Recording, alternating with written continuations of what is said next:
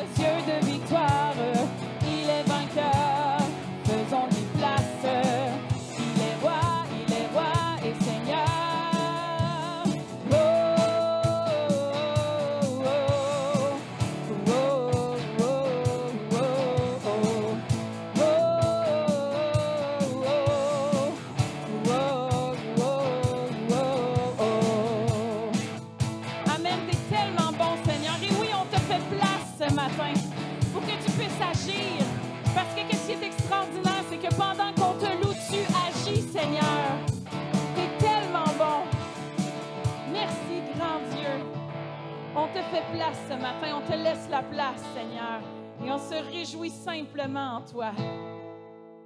T'es tellement bon.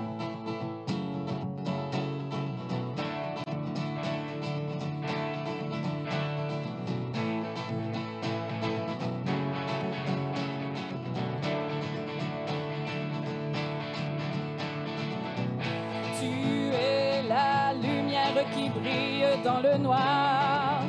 Oh, tu es mon tu me redonnes l'espoir. Oh, non, je n'aurai pas honte de proclamer de tout mon être. Je veux le déclarer. Christ est ma joie. Christ est ma joie. Je n'aurai pas peur de chanter, pas peur de crier. Oh, tu es la lumière.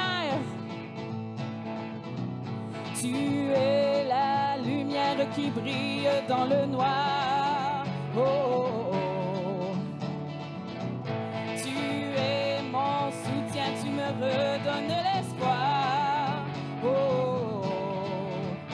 Non, je n'aurai pas honte de proclamer de tout mon être. Je veux le déclarer. Christ est ma joie. Christ est ma joie. Je n'aurai pas peur de chanter, pas peur de crier. Oh. Pourquoi me taire quand mon âme est accablée? Oh. En toi j'espère, tu ne failliras jamais. Oh, non, je n'aurai pas honte de proclamer de tout mon être. Je veux le déclarer. Christ est ma joie. Christ est ma joie. Je n'aurai pas peur de chanter, pas peur de crier. Oh, Christ est ma joie. Christ est ma joie. Je n'aurai pas peur de chanter, pas peur de crier. Oh. Merci Seigneur, tu es notre joie. On peut se confier en toi. Peu importe comment ça va, tu es notre joie, Seigneur. Woo!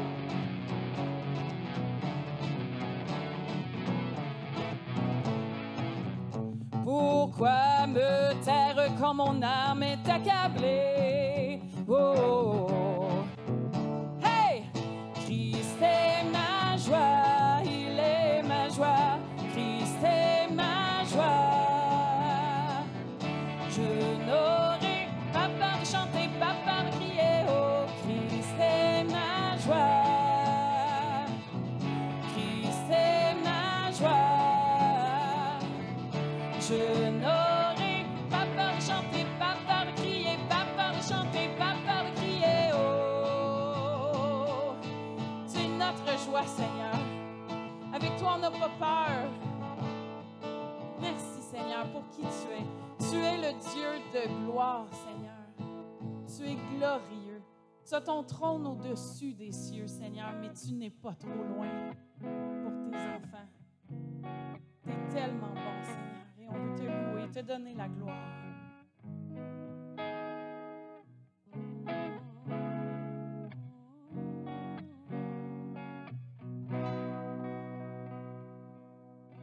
Car tu es Dieu au-dessus de la terre.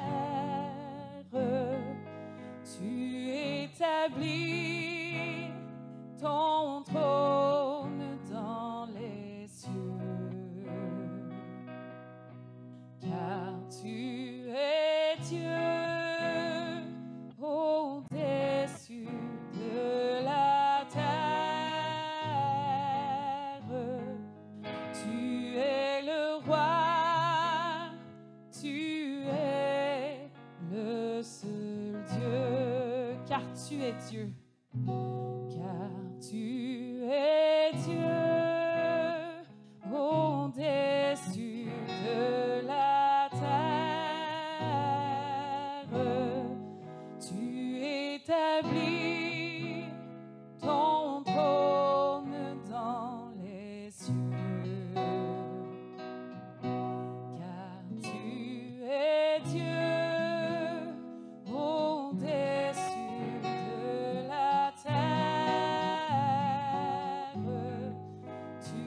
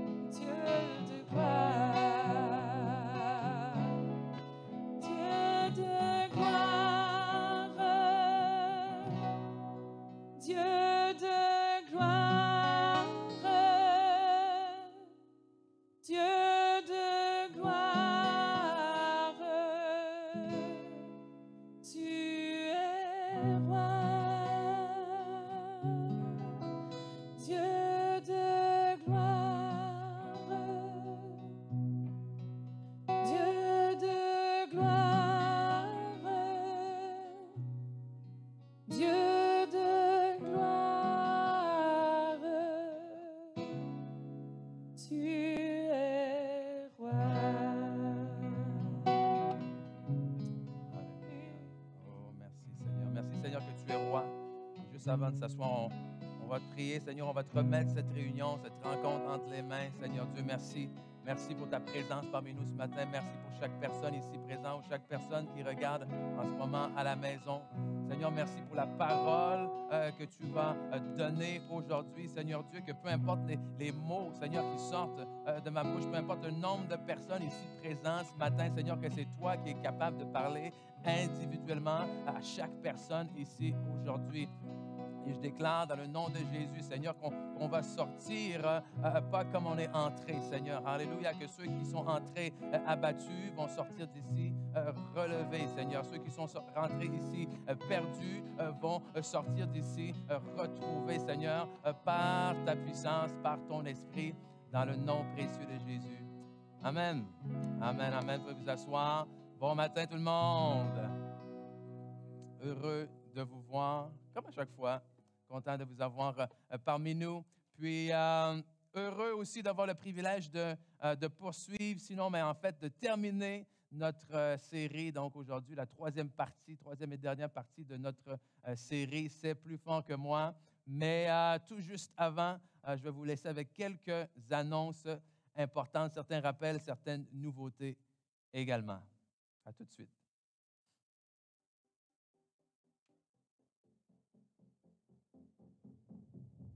Bon dimanche matin à chacun d'entre vous. Il me fait plaisir en cette belle journée de vous souhaiter la bienvenue à l'Église La Vie Comblée. Je tiens à saluer tout spécialement les gens qui nous regardent ce matin de la maison. Alors que vous soyez de Drummondville, que vous soyez d'une autre région du Québec ou même en dehors du Québec, il nous fait vraiment plaisir de vous savoir avec nous. Un excellent service s'annonce ce matin. Mais juste avant, j'ai plusieurs dates importantes à vous mentionner. Donc, prenez agenda, crayon, téléphone afin de pouvoir noter les prochains événements qui auront lieu. Tout d'abord, sachez que vous êtes invités à une réunion du Saint-Esprit avec Jim Okode samedi le 8 mai prochain dès 13h. Cette réunion est organisée par Réma Québec, notre école biblique. Donc, je vous le dis, c'est une réunion que vous ne voudrez pas manquer. Pour plus d'informations, vous pouvez avoir des détails sur notre page Facebook. Vous êtes également invité, si vous avez 50 ans et plus, à vous joindre à un déjeuner virtuel samedi le 29 mai prochain dès 9h30 avec l'organisme Ensemble au Québec. Donc, l'invité spécial sera Bill Frankart et vous devrez vous inscrire afin d'y participer. Cette réunion aura lieu également sur Zoom. Pour plus de détails, je vous recommande également de vous rendre sur notre page Facebook où toutes les informations seront données. Pour terminer, notre projet En route vers l'école qui permet d'aider des enfants de Drummondville dans le besoin à recevoir un sac à dos neuf rempli de toutes les fournitures scolaires nécessaires à leur année est en cours et va très bon train. Et oui, après seulement 2 semaines, nous avons déjà amassé 21 sacs à dos. Donc, c'est grâce à vous, mesdames et messieurs. C'est grâce à vos dons, c'est grâce également à votre publicité. On vous demande de continuer de ne pas lâcher. Si vous avez envie de donner, vous pouvez le faire toujours en vous rendant sur notre page web www.lavicomblée.com, sélectionnez « Faire un don ». Ensuite, dans « Désignation », vous devrez choisir « En route vers l'école ». Ceci nous permettra de savoir que votre don va pour le projet et non pour votre dîme ou vos offrandes. Donc, par la suite, si vous désirez semer dans l'Église pour vos dîmes et vos offrandes, vous referez le même processus, mais en choisissant dîmes et offrandes.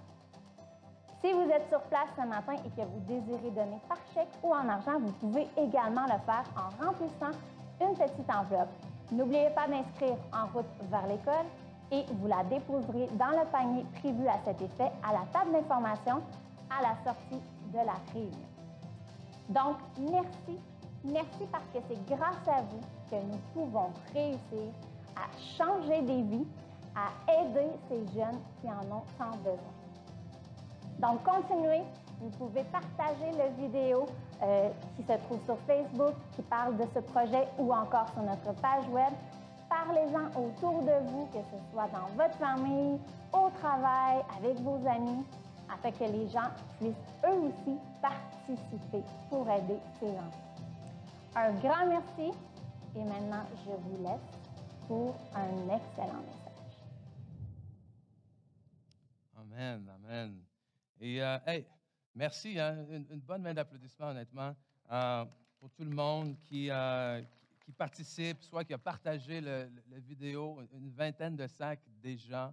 Je ne sais pas si vous savez, hein, d'habitude, quand on fait des projets comme ça, tout se passe dans les dernières semaines. OK? Mais là, déjà, si on se dit, on arrondit 25 sur 150, c'est combien? Pourcentage? Rapide. Moi, je ne suis pas capable de calculer ça. 1/8%? Plus que ça. OK? Bref, pas de mathématiques à l'Église, c'est ça que ça veut dire? OK. C'est déjà un bon pourcentage, OK?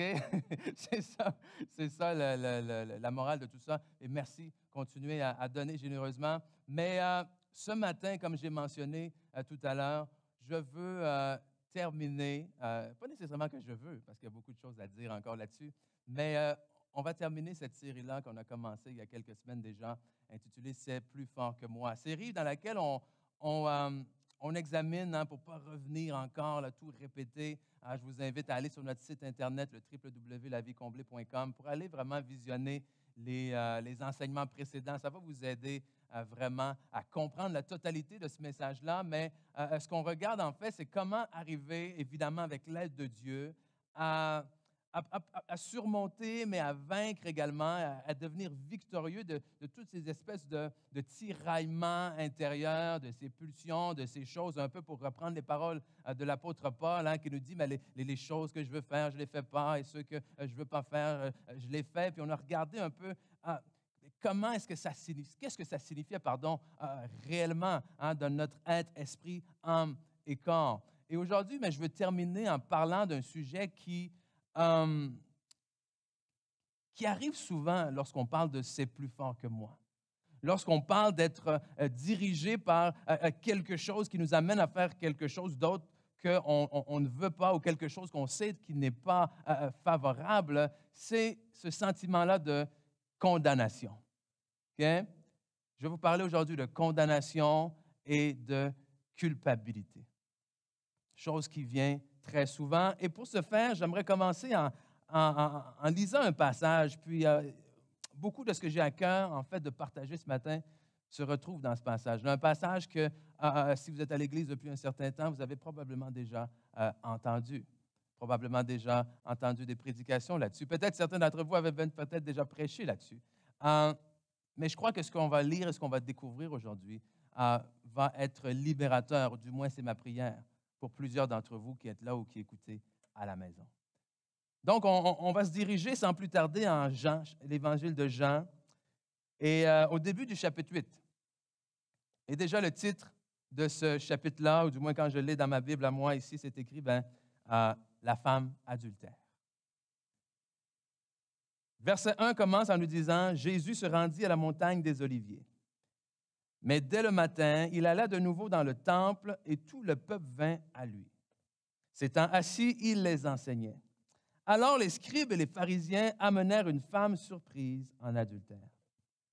Et la plaçant au milieu du peuple, ils dirent à Jésus, « Maître, cette femme a été surprise en flagrant délit d'adultère. Moïse, dans la loi, nous a ordonné de lapider de telles femmes. Toi donc, que dis-tu? » Il disait cela pour l'éprouver, afin de pouvoir l'accuser. Mais Jésus s'étant baissé, écrivait avec le doigt sur la terre. Comme il continuait à l'interroger, il se releva et leur dit, « Que celui de vous qui est sans péché jette le premier la pierre contre elle. » Et s'étant de nouveau baissé, il écrivait sur la terre.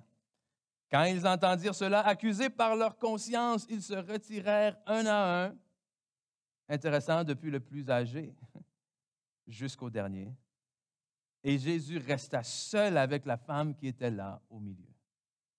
Alors s'étant relevé et ne voyant plus que la femme, Jésus lui dit, « Femme, où sont ceux qui t'accusaient? Personne ne t'a-t-il condamné? » Elle répondit, « Non, Seigneur. » Et Jésus lui dit, « Je ne te condamne pas non plus.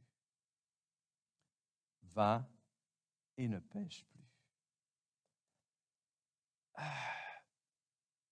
Déjà, d'entrée de jeu, ce qui est intéressant quand on regarde ça, c'est qu'on finit par parler de cette femme-là. Et c'est un peu autour de cette femme qu'on va parler ce matin. Mais en réalité, l'histoire ne commence pas vraiment avec elle.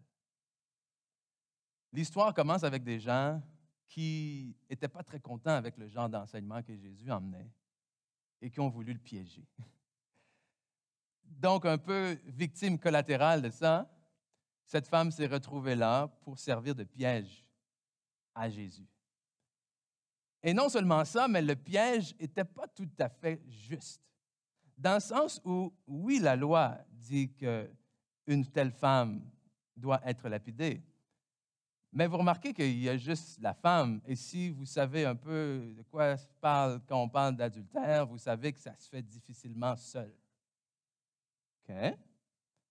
Mais ce qui est intéressant, c'est que lorsqu'on regarde dans la loi, dans Lévitique, c'est que cette fameuse loi nous dit également que si un homme est pris en adultère avec une femme mariée, mais les deux vont avoir une conséquence. OK? C'est ce que la loi nous dit. Donc, ils viennent ici essayer de piéger Jésus avec la loi, mais en ayant trafiqué eux-mêmes la loi. OK? Et c'est là où est-ce que Jésus ne tombe pas dans ce piège-là. Et cette femme se retrouve, d'un côté malgré elle, mais en même temps, elle reste qu'elle est coupable. OK? Elle est coupable, elle ne nie pas, ou du moins, dans ce qu'on lit, ça ne nous montre pas qu'elle essaye de s'excuser. Et si on lit la parole qui nous dit qu'elle a été prise en flagrant délit, ben ça veut nous dire qu'une bonne expression, c'est quoi? Elle a été prise les culottes baissées. Okay? Vous connaissez cette expression-là? Donc, tu peux dire, oui, mais je peux vous expliquer. Bon, il n'y a plus grand-chose à expliquer là. Okay? Donc, elle se retrouve là, au milieu, pour être jugée. Et je crois que d'une certaine façon, cette femme-là représente plusieurs d'entre nous, ou du moins dans certaines saisons de nos vies. Ou est-ce qu'on n'a peut-être pas été trouvé coupable d'une action comme la sienne, mais on a été trouvé coupable de désobéir à quelque chose. On a été trouvé coupable de faire quelque chose qui était à l'encontre, non seulement de la loi de Dieu, mais même de toute morale et de tout gros bon sens humain.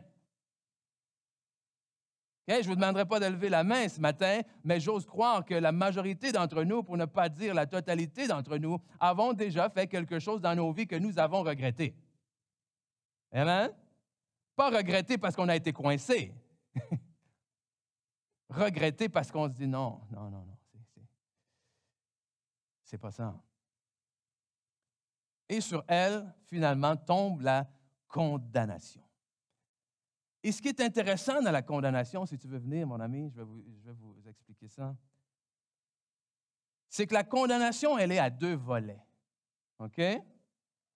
Il y a un volet qu'on connaît un peu plus. Tu peux t'installer là. Tourne-toi de l'autre côté. Il y a un volet qu'on connaît un peu plus qui est le volet légal. OK? Et j'aime prendre les jeunes parce qu'ils sont en forme. OK? Donc, il faut un peu se servir d'eux. Il y a un volet qui est d'abord et avant tout légal. Ici, dans l'exemple que l'on a, le côté légal, c'est quoi? C'est adultère, lapidation. Okay? Donc, il y a un jugement, un poids qui vient dans nos vies pour cette première condamnation-là, la condamnation du péché, la loi, tu dois payer. Et ça, c'est à chaque fois. Mais vient une deuxième condamnation qui est beaucoup plus subtile que la première. Alors que la première te condamne pour l'acte, la deuxième condamnation est celle qu'on appellerait la culpabilité, c'est-à-dire le poids de mes actions, c'est-à-dire le résidu de mes actions. C'est non seulement je dois payer légalement pour ce que j'ai fait, c'est-à-dire qu'il y a des conséquences pour mes actes, mais ensuite je suis condamné parce que je me sens mal à cause de ce que j'ai fait. Vous me suivez? Donc vient un deuxième poids. Mais le problème, c'est que ce poids-là est beaucoup plus gros que le premier. Vous voulez savoir pourquoi il est plus gros que le premier?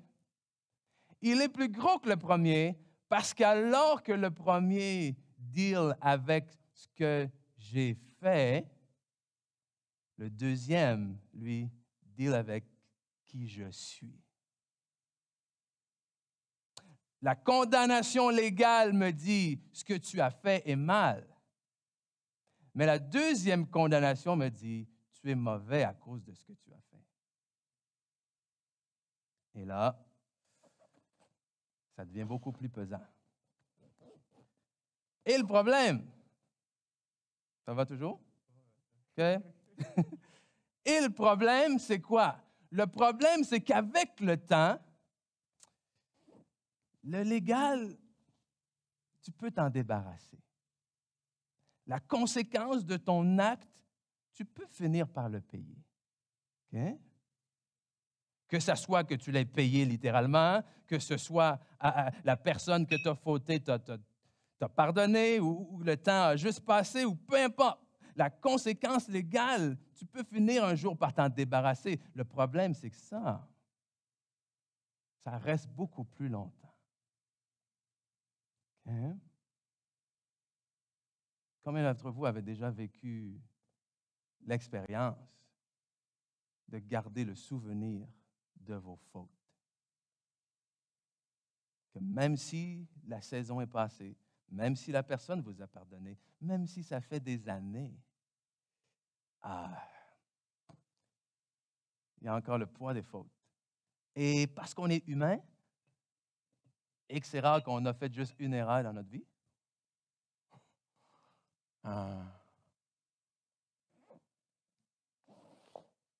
ouais. Hein? C'est beaucoup moins facile de bouger qu'avant. Hein?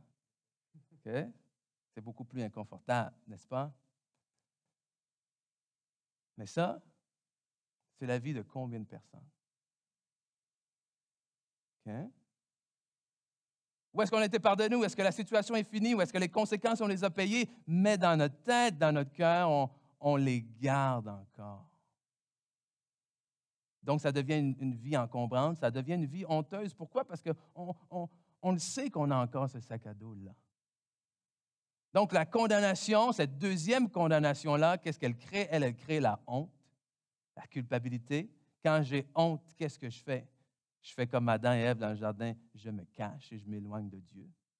Pour pas qu'il me voie dans ma nudité, c'est-à-dire pour pas qu'il me voie exposé pour qui je suis réellement. Pourquoi? Parce qu'on se rappelle, le premier deal avec ce que j'ai fait, alors que le deuxième deal avec qui je suis. Et qui je suis pèse beaucoup plus lourd et on est beaucoup plus sévère avec nous-mêmes des fois que ce que la loi l'exige. Mais j'ai une bonne nouvelle pour vous. Hein? J'ai dit, j'ai une bonne nouvelle pour vous. La Bible nous dit, Romains 8:1, quoi? Qu'il n'y a donc quoi? Plus de condamnation, aucune condamnation pour ceux qui sont en Jésus-Christ. Ça veut dire quoi? Si on reprend à notre image ici, ça veut dire que Jésus a tout pris. Il a pris la condamnation légale, mais il a aussi pris l'autre. C'est-à-dire qu'il nous a libérés complètement. C'est bon. Tu peux enlever ça, à moins que tu tiens absolument à le garder. OK? Merci. Jésus a tout pris ça. OK? Et on dirait que c'est facile pour nous, surtout quand on est à l'Église puis on entend ce que Jésus a fait, c'est facile pour nous de comprendre que Jésus s'est occupé et nous a débarrassés de cette espèce de condamnation-là légale qui vient de « Ah, tu as fauté, tu dois payer ». Il nous a libérés de ça parce qu'on le sait, Jésus est allé à la croix, Jésus a payé pour mes péchés et ça, on le sait. Mais Jésus nous a aussi libérés de ce qu'on appelle la conscience du péché. Parce que la culpabilité vient comment? La culpabilité vient alors que l'on garde quoi? Alors que l'on garde le souvenir de notre péché. Et c'est ce souvenir qui devient lourd.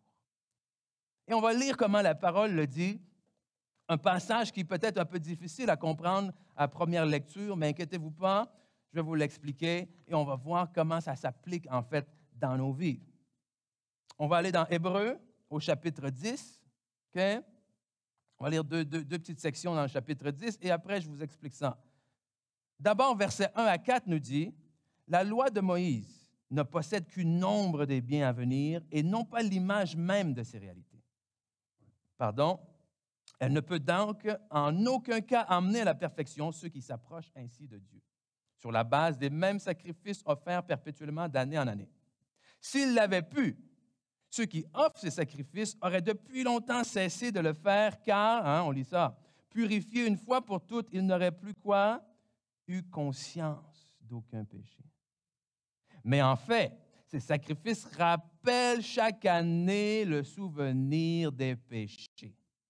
En effet, il est impossible que du sang de taureau et de bouc ôte les péchés. Un peu plus loin, verset 22, donc Hébreux 10, 22 nous dit « Approchons-nous donc de Dieu avec un cœur droit, avec la pleine assurance que donne la foi, le cœur purifié de toute mauvaise conscience et le corps lavé d'une eau pure. » On vient de lire quoi ici, là? Okay? On vient de lire rapidement qu'est-ce qui se passait dans la loi, comment est-ce que Dieu, avant que Jésus-Christ aille à la croix et meure et ressuscite pour nous, comment est-ce que Dieu gérait les péchés de son peuple? Okay? Comment est-ce que Dieu s'assurait que son peuple puisse conserver la vie? Okay? On sait qu'ils y allaient avec des sacrifices. Pourquoi? Parce que le sang devait être, ou plutôt le péché, devait être payé par du sang. Okay? Donc, à cette époque-là, c'était quoi? C'était le sang des animaux qui palliait pour ça, qui faisait le travail. Mais ici, ça nous dit, c'est impossible que le sang des animaux efface complètement le péché. Et c'était seulement l'ombre des choses à venir. C'est-à-dire quoi? C'est-à-dire que c'était quelque chose qui nous préparait à quelque chose de mieux. C'était le sang des animaux qui nous préparait ultimement au sang de Jésus-Christ. Et le problème, c'est que le sang des animaux, tout ce qu'ils pouvaient faire, c'était quoi? C'était de mettre du parfum. OK? Avec toutes les fois où j'ai fait du sport dans ma vie, que ce soit à l'école, les cours d'éducation physique, les entraînements, et toutes les fois où est-ce que j'avais quelque chose d'autre après mon match, ma pratique, mon entraînement, et que je n'avais pas le temps de me laver, je vous dis que je me suis servi du Axe assez souvent. OK? Non, mais on va se dire les vraies choses, là. OK? C'est entre deux périodes où tu as une pratique après l'école, tu as un match, puis tu sais que tu n'as pas le temps, là, tu voudrais bien, mais tu n'as pas le temps d'aller prendre ta douche. Donc, ça couvre quoi? Ça couvre l'odeur. Et quand tu croises quelqu'un, c'est comme, ouh, tu sens bon. Mais tu n'as aucune idée comment je me sens dedans. Tu n'as aucune idée comment je suis collé, comment il y a plein de sueur sur moi, mais en autant que je sente bon. Et c'est ce qui est venu faire la loi. La loi a servi de parfum. Pourquoi? Pour que tu puisses continuer à être agréable à Dieu. Mais le parfum, ça ne change pas le fait que même si tu sens bon, tu es quand même sale. Hein?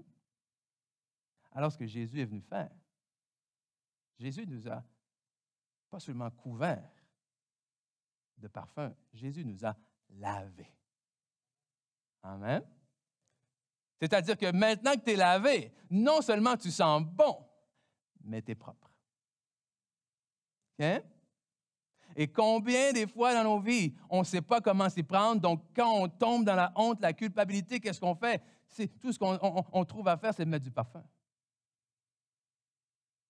Pourquoi? Parce qu'on ne veut pas que les gens sentent ce qu'on ressent à l'intérieur.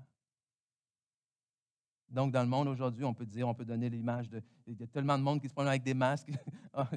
C'est même pas de ce masque-là que je voulais parler en plus. Hein? C'est un très mauvais jeu de mots qui n'était même pas voulu, OK? Oui, c'est vrai. Mais qui se promènent avec des parfums aussi. OK? Pourquoi? Parce que tant et aussi longtemps que les gens pensent que je suis correct. Non. Mais Christ est venu tout nettoyer. OK? Il est venu nous laver. Il est venu s'occuper des deux. Il est venu te dire, non seulement je te pardonne, mais il dit, tu n'as plus besoin d'y penser. Hein? Et on le voit très bien dans cette histoire-là. Pourquoi? Parce que qu'est-ce qu'ils ont dit à la femme? Ou plutôt à Jésus. Au verset 5, il dit, Moïse, dans la loi, nous a ordonné de lapider de telles femmes. Donc, Jésus s'occupe de ça. Jésus s'est occupé de cette première condamnation-là, de la condamnation légale. Mais après, la Bible nous dit également que quand ils entendirent cela, accusés par leur conscience, ils se retirèrent un à un. Donc, alors qu'eux ont été accusés par leur conscience, par le souvenir de leur propre péché, Jésus dit à cette femme-là, « Toi, tu peux t'en aller, la conscience tranquille. » Okay?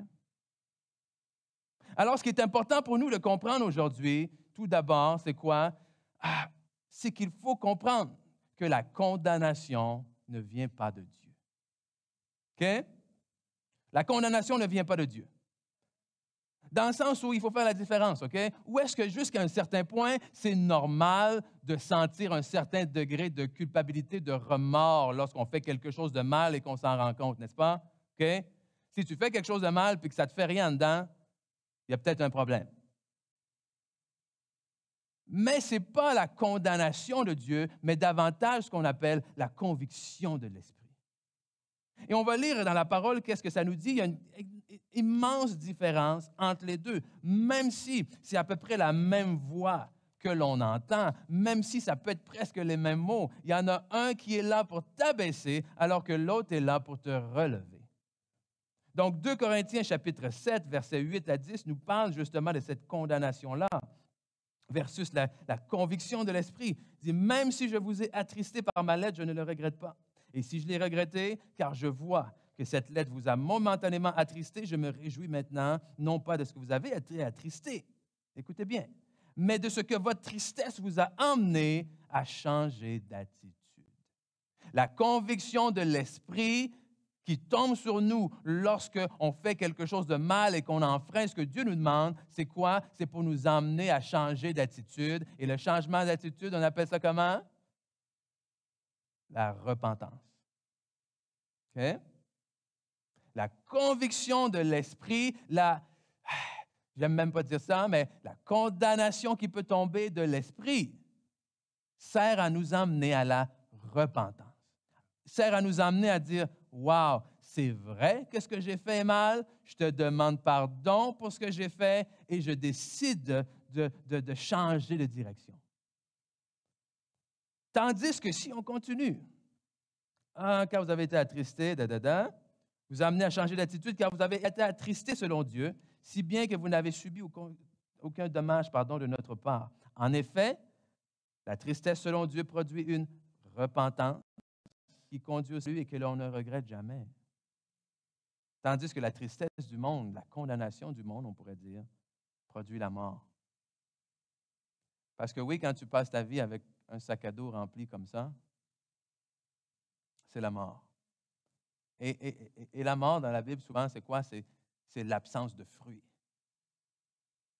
C'est que la condamnation qui vient de l'ennemi, elle fait quoi? Elle t'empêche de porter les fruits que Dieu t'appelle à porter. Amen. Et comment est-ce qu'elle fait ça? Elle fait ça justement alors qu'elle t'éloigne de Dieu. Si tu t'éloignes de Dieu parce que tu te sens condamné, est-ce que tu vas oser aller prier, demander quelque chose à Dieu? Est-ce que tu vas oser confesser la parole? Puis dire, oh, Dieu a dit ça de moi, alors je le réclame dans le nom de Jésus. Non, non, non, parce qu'à chaque fois que tu vas faire ça, il y a le souvenir du péché qui va dire, mais est-ce que tu penses que toi, tu es vraiment qualifié pour citer ça? Oui, mais ça, c'était bon pour quelqu'un qui n'a pas fait ce que toi, tu as fait. Et le doute est suffisant pour ne pas avoir assez de conviction et de foi dans la prière.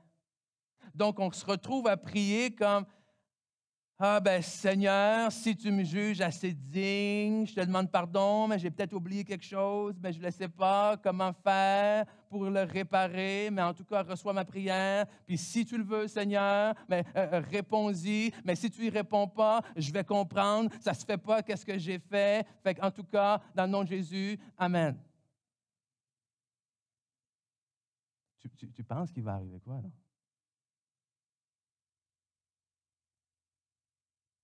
Que celui qui demande, demande avec foi. Et je dis ça parce que je sais qu'il y en a beaucoup qui prient comme ça. Vous priez comme ça, pas parce que parce que vous avez laissé les mensonges de l'ennemi rentrer en vous. Vous avez laissé l'acte vous dire qui vous étiez. Et c'est drôle, cette femme-là, elle n'a pas de nom. C'est qui? C'est la femme adultère. Okay? Et comment, des fois, dans nos vies, finalement, on finit par se définir par nos fautes. Et quand tu te définis par tes fautes, ben non, une femme adultère, elle n'a pas le courage de venir devant Dieu. Là. Okay? Mais Jésus, non. La condamnation ne vient pas de lui. Il dit, je ne te condamne plus. Et ce que ça veut dire ici, parce que, écoute, c'est drôle parce que là, ce passage-là sert autant à deux fins. Dans le sens où il y a des gens qui prennent ce passage pour aller à un extrême, pour dire, regarde, Dieu ne condamne pas, Dieu pardonne, fait que ce n'est pas grave, qu'est-ce que je fais? Et les autres le prennent pour aller à l'autre extrême, pour dire, oui, mais il a dit, ne pêche plus. Donc, ça veut dire qu'il faut que tu fasses attention, parce que sinon, si tu le recommences, bien là, la colère de Dieu va tomber sur toi, puis là, il t'a juste pardonné une fois, il ne va pas te pardonner une autre fois. Les 2 derniers dimanches, de manière un peu peut-être indirecte, on a vu que nous n'étions plus des pécheurs. On a vu que lorsqu'on croyait, qu'on acceptait le Seigneur Jésus dans nos vies, il faisait de nous, ce que la Bible dit, une nouvelle créature. Mais la question qui peut venir, c'est justement, mais oui, OK, si je n'ai plus la nature du péché, comment est-ce que ça fait encore que ça m'arrive de ne pas obéir à Dieu encore? Et on l'a vu les 2 derniers dimanches. On a vu que principalement, c'était quoi? C'était le renouvellement de mes pensées. C'est qu'il fallait que j'apprenne à penser différemment. C'était que maintenant, j'ai été adopté, je suis dans une nouvelle famille, il faut que j'apprenne à vivre dans cette nouvelle famille, mais le problème, c'est que j'ai grandi tellement longtemps dans celle-ci que ça me prend un certain temps là, pour m'ajuster. Donc, le péché, il n'est pas tant parce que je suis encore pécheur, mais il est parce qu'il y a des choses qui ont besoin de changer. Et deuxièmement, on a vu qu'il y avait le corps qui était infecté par la chair. Puis la chair, que même si la réalité, c'est que Jésus nous avait libérés de cette chair-là, l'exemple qu'on avait donné, c'est quoi? La chair, même si elle ne peut plus nous tirer, parce que tout pouvoir lui a été enlevé, elle ne peut plus nous tirer sans notre consentement, mais elle peut toujours continuer à nous appeler. OK? Et on continue maintenant à pécher. Pourquoi? Parce que des fois, pour X raisons, on continue à répondre à son appel. OK? Alors, quand Jésus dit maintenant ici, va et ne pêche plus, ce qu'il est en train de dire, ce n'est pas de dire, fais attention, là, je t'ai donné une chance, ne recommence pas. Non, il dit, va, puis réponds plus au téléphone. Parce qu'il dit, peu importe le pardon que je te donne, peu importe la position dans laquelle je t'établis, peu peu importe si moi je te détache, peu importe si lui n'a aucun pouvoir sur toi, toi, si tu réponds au téléphone, eh bien, tu fais comme s'il était encore attaché à toi. Et c'est là où on se dit, mais si Dieu m'a pardonné, ça veut dire que je peux pécher, faire n'importe quoi. Oh non, même si tu es pardonné, même si tu es enfant de Dieu, même si tu es sauvé, même si tu es libéré, si tu te remets sous l'emprise du péché, si tu obéis au péché, tu vas avoir les conséquences du péché. Pas que tu vas perdre ton salut.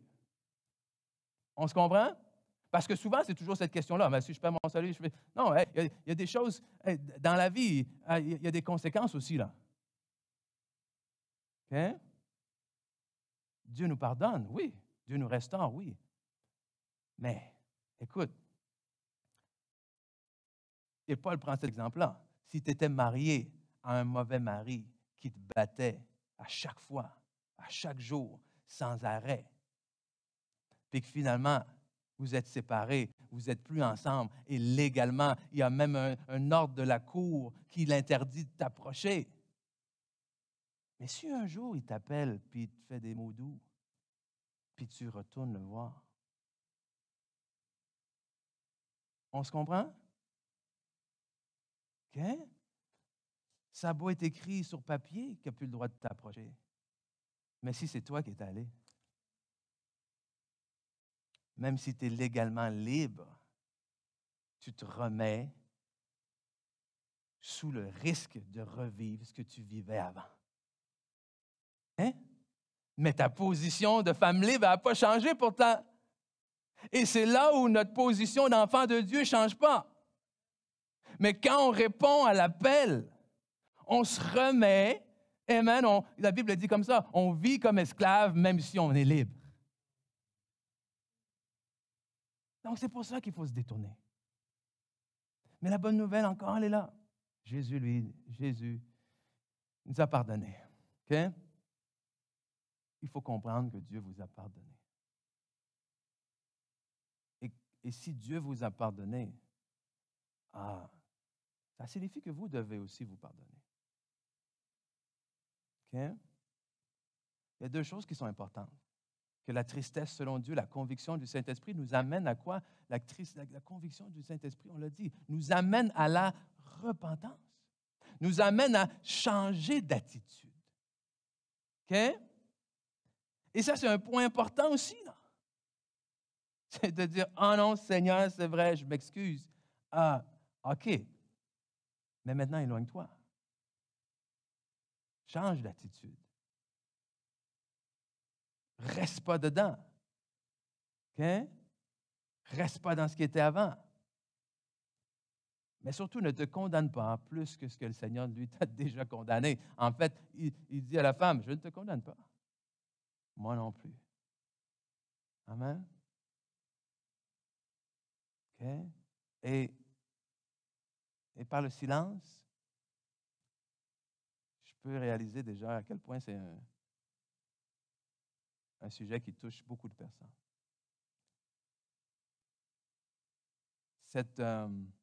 Comment on gère le péché?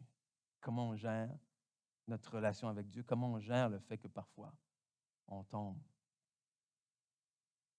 Puis on l'a dit la semaine dernière que ultimement, ça devient une question d'amour. OK? Ça devient une question d'amour. L'amour ne dit pas, ben parce que ma femme me quittera jamais si je la trompe. OK? Si tu as la conviction que quand tu dis à ta femme que tu es allé coucher avec une autre femme, et si tu as la conviction qu'elle va te pardonner puis qu'elle va rester avec toi, puis que tu dis à tes amis, hein, moi, c'est pas grave parce que je le sais que ma femme, elle va me pardonner à chaque fois. Alors, qu'est-ce qu'il y a dans ton cœur? Ça révèle tout de suite ce qu'il y a dans ton cœur. Alors, si tu dis, oh, juge-moi pas, c'est pas grave, Dieu, lui, m'a pardonné. Mais après avoir dit ça, tu te retournes et tu ne changes pas d'attitude, mais que tu fais exactement la même chose, qu'est-ce qu'il y a dans ton cœur?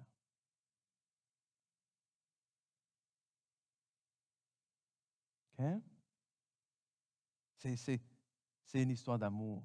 C'est une relation d'amour. c'est j'obéis pas à Dieu parce que je dois, j'obéis à Dieu parce que je l'aime. Parce qu'il m'a aimé le premier.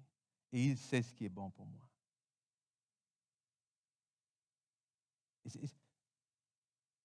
Et ultimement, ce qu'on voit dans cette histoire-là, là, c'est l'image de ce que Christ est venu faire pour nous. Okay? C'est ça qu'on voit. On voit Jésus qui est venu, qui s'est abaissé. La Bible nous dit qu'il s'est baissé pour commencer à écrire. Il s'est baissé au niveau de cette femme-là. Et c'est ce qu'on voit, c'est que le Seigneur qui était Dieu, amen, s'est abaissé pour pouvoir prendre notre position, pour pouvoir prendre la place d'un homme, d'un serviteur. Il s'est abaissé. Mais parce qu'il a été abaissé, Dieu l'a élevé. Et alors qu'il s'est levé avec cette femme-là et qu'il lui a dit « Va et ne pêche plus », pareillement, comme Christ est ressuscité des morts, nous pouvons également être ressuscités avec lui et vivre une vie nouvelle, amen, exempt de toute condamnation.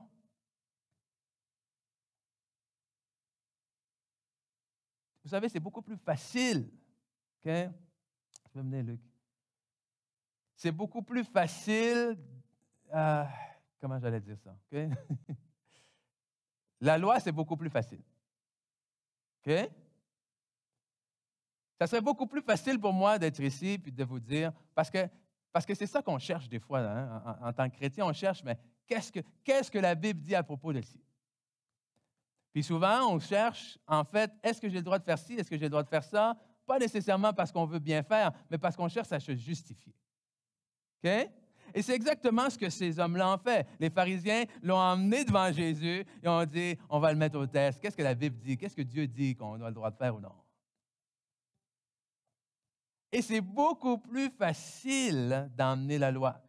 Regarde, pars avec ça. Voici les 10 choses que tu as le droit de faire. Voici les 10 choses que tu n'as pas le droit de faire. Voici les conséquences qui arrivent si tu fais ça. Voici les conséquences qui arrivent si tu ne fais pas ça. Pars avec ça. C'est beaucoup plus simple. Parce que ça, honnêtement, avec un peu d'effort, tu peux t'acheter le bon parfum. Okay? Mais Jésus, lui, vient emmener quelque chose qu'on pense qui est simple. Mais marcher par l'amour et la grâce, c'est beaucoup plus dur que par la loi. Okay? Pourquoi? Parce que déjà, Jésus dit, moi je te dis, c'est écrit, tu ne commettras pas l'adultère, mais moi je te dis, si déjà dans ton cœur, tu as pensé à une autre femme en la convoitant, je te dis que tu as déjà commis l'adultère. Oups. Oups. Ça veut dire qu'avant, je pouvais mettre du parfum, mais Jésus dit, moi, je chante au-delà de ton parfum, là. Je chante au-delà de ton parfum. Moi, je regarde dans ton cœur. Que tu peux montrer à tout le monde que tu es le chrétien parfait, l'homme parfait, tu n'as jamais commis l'adultère, tu donnes tes offrandes, peu importe. Mais moi, je le sais. Moi, je le sais que dans le fond, quand tu retournes chez toi le soir, il y a quelque chose qui n'est pas bon dans ton cœur. Moi, je le sais que qu'est-ce que tu regardes à la maison quand personne d'autre te regarde. Moi, je le sais pourquoi tu donnes ta dîme, dans le fond. Parce qu'après, tu appelles le pasteur et tu lui dis, hey, pasteur, tu as vu tout ce que j'ai donné? Je pense que j'ai mon mot à dire un peu. Okay?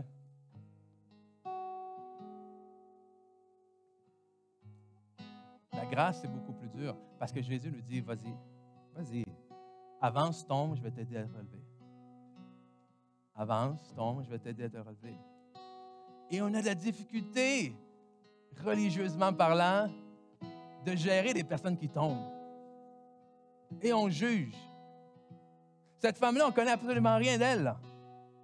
OK? Mais c'est facile, quand tu la trouves dans les draps, de la juger, de dire « Ah! » et d'appeler finalement femme adultère. Mais Jésus, il fait quelque chose qui nous dépasse.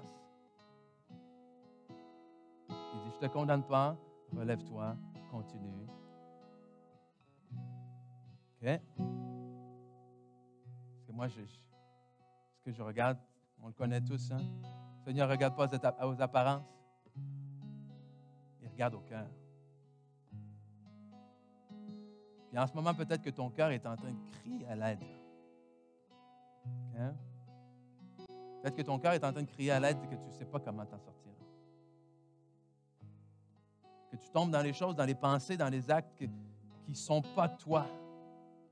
Mais c'est quelque chose qui est tellement rendu difficile à te débarrasser que tu as l'impression que justement c'est toi. Que ce que tu fais et toi, c'est devenu une seule et même personne. Peut-être que pour certains, ça s'est passé hier. Peut-être que pour certains, ça s'est passé la semaine passée. Peut-être que pour certains, ça fait des années que vous traînez ça. Ça peut être gros, ça peut être petit. Mais la réalité, c'est que pour la personne qui le porte, c'est toujours aussi lourd. OK? C'est toujours aussi lourd. Et aujourd'hui, je voulais qu'on puisse se débarrasser de ça. OK? C'est vraiment ce que j'avais dans mon cœur. Où est-ce que je crois avoir dit ce que le Seigneur voulait que je dise? Mais maintenant, c'est lui qui connaît les cœurs de chacun. Moi, je ne sais pas ce que vous vivez, je ne sais pas ce que vous traversez, je ne sais pas ce que vous avez traversé. Je ne sais pas dans quel chemin le Seigneur vous amène en ce moment. Donc, c'est pour ça qu'aujourd'hui, j'ai vraiment à cœur de prier pour vous. Okay? De prier pour vous, de vous inviter, ceux et celles qui vont vouloir la prière, à venir devant. Okay? Mais avant, je vais inviter l'équipe de louange, on va faire un chant. On va faire un chant, c'est « Alors viens à l'elle ». Et je ne veux pas que ça soit un interlude, OK? Je veux que vous preniez le temps de lire, d'écouter les paroles, de voir ce que le Seigneur vous dit là-dedans. Parce que j'ose croire que peut-être juste dans ce chant-là, certains d'entre vous vont avoir la libération. Amen. Certains d'entre vous vont avoir le fardeau de la condamnation qui est enlevé. Et si vous êtes là à la maison, je vous invite aussi à prendre ce temps-là pour que ce soit un temps de prière.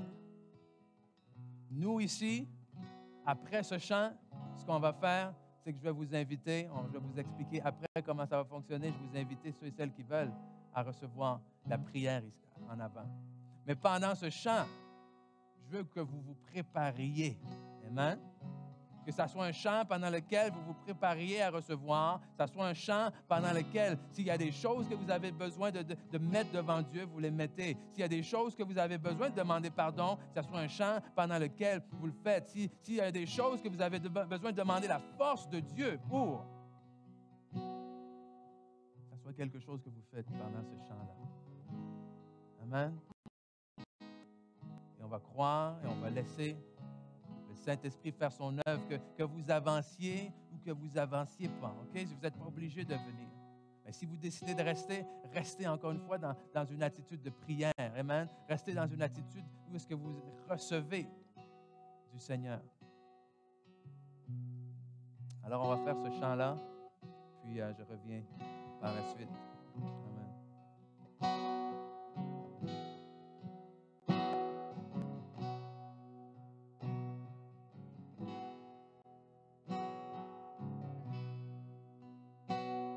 Te sens-tu blessé et brisé, accablé par le poids du péché?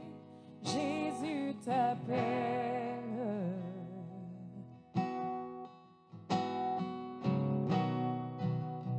Arrives-tu au bout de toi-même? Veux-tu goûter aux sources de vie? Jésus t'appelle.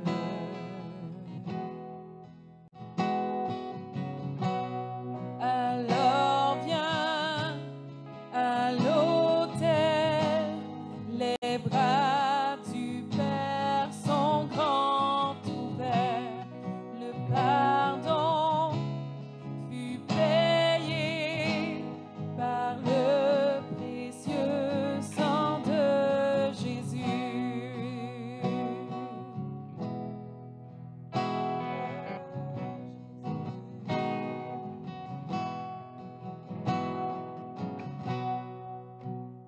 Abandonne tes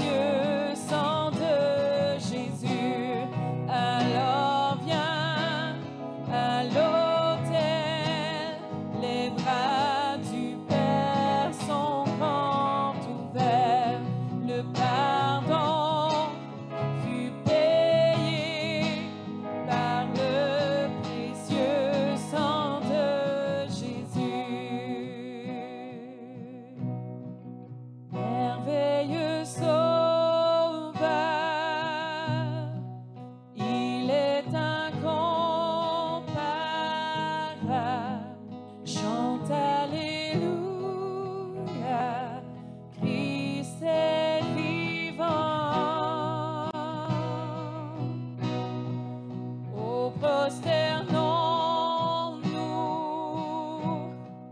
devant le roi des rois. Chante Alléluia, Christ est vivant. Merveilleux Sauveur, il est incomparable. Chante Alléluia, Christ est vivant. Oh, prosternons-nous devant le roi des rois. Chante Alléluia, Christ est vivant.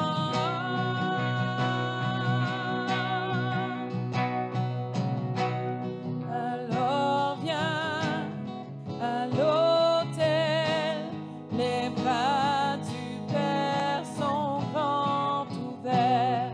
Le pardon fut payé par le précieux sang de Jésus. Alors viens à l'autel, les bras du Père sont grands ouverts. Le pardon fut payé par le précieux sang de Jésus. De Jésus. Oh, merci Seigneur. Merci Seigneur que c'est ton sang qui a payé. Ton sang qui a payé pour notre pardon, Seigneur Dieu. Et je te prie pour chaque personne qui écoute en ce moment à la maison, Seigneur, que vraiment le poids de cette condamnation puisse tomber maintenant dans le nom de Jésus. Que les actions n'aient plus à déterminer leur identité, mais qu'au contraire, que ce soit ce que toi tu déclares sur leur vie, qui soit la vérité et qui soit également leur réalité, leur expérience. Seigneur, je déclare que toutes choses passées sont anciennes, Seigneur, et que toutes choses deviennent nouvelles en ton nom. Aujourd'hui, maintenant. Oh, dans le nom de Jésus. Alléluia. Oh, donc à la maison, si vous avez besoin de prière, hein, sachez que vous pouvez aller sur notre site Internet, il y a un onglet, c'est écrit « Besoin de prière »,« Requête de prière ». Vous pouvez cliquer là-dessus, il y a quelqu'un qui va vous répondre, ou du moins on a une équipe qui va se faire un plaisir de prier pour vous. Si vous avez besoin d'accompagnement, si vous avez besoin, vous décidez de remettre votre vie entre les mains du Seigneur également, écrivez-nous. Donc nous ici, ce qu'on va faire, c'est qu'on va continuer à prier pour les gens ici présents. Donc je vous remercie vraiment d'avoir été là, présent avec nous, puis on se revoit très bientôt. OK? Bye-bye. Amen. Mais pour nous,